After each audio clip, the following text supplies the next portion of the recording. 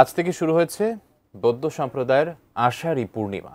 বান্দরবানের মন্দিরে মন্দিরে চলছে বর্ষাবাস, পূজা ও প্রার্থনা। চলবে ৩ মাস। বান্দরবানের উজানিপাড়া বৌদ্ধ মন্দির থেকে বিস্তারিত জানিয়েছেন প্রতিনিধি মিনারুল হক। আজ বৌদ্ধ সম্প্রদায়ের শুভ আষাঢ়ী পূর্ণিমা।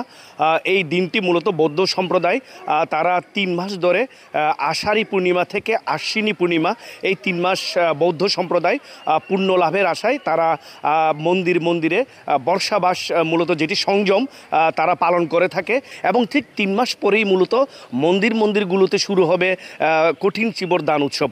তো এই কারণেই বৌদ্ধ সম্প্রদায়ের কাছে আষাঢ়ী পূর্ণিমা অত্যন্ত একটি গুরুত্বপূর্ণ দিন এবং একটি তারা মনে করেন যে এই দিনটিতে প্রার্থনায় অংশ নিলে তারা পুণ্যের কাজ করবেন এবং এই কারণেই বান্দরবানের মন্দিরগুলো, আমি যেখানে দাঁড়িয়ে রয়েছে এটি উজানিপাড়ার বৌদ্ধ মন্দির, এটি গতকাল থেকেই সুন্দরভাবে সাজানো হয়েছে এবং এখানে মূলত যে মারমা সম্প্রদায় রয়েছে বান্দরবানের, তারা বর্মী বর্ষপুঞ্জি তারা পালন করার কারণে বান্দরবানের অনেক মন্দিরগুলোতে গতকাল থেকেই এই আষাঢ়ী পূর্ণিমার অনুষ্ঠানটি মূলত শুরু হয়েছে। তবে গুরুত্বপূর্ণ দিন ছিল আজ এবং এই আজকে বিভিন্ন যে অন্যান্য যে বৌদ্ধ ধর্মাবলম্বী রয়েছেন, বিশেষ করে চাকমা, যে ত্রিপুরা, অন্যান্য যে বড়ুয়া তারা রয়েছেন, তারা কিন্তু আজ থেকেই মূলত এই বর্ষাবাস পালন করছেন এবং এই উপলক্ষে বান্দরবানের মন্দিরগুলোতে এবং বিশেষ করে ধর্মীয় প্রতিষ্ঠানগুলোতে নানা ধর্মীয় আচার অনুষ্ঠানের আয়োজন করা হয়েছে। এটি ছিল আমার কাছে আষাঢ়ী পূর্ণিমার সর্বশেষ তথ্য।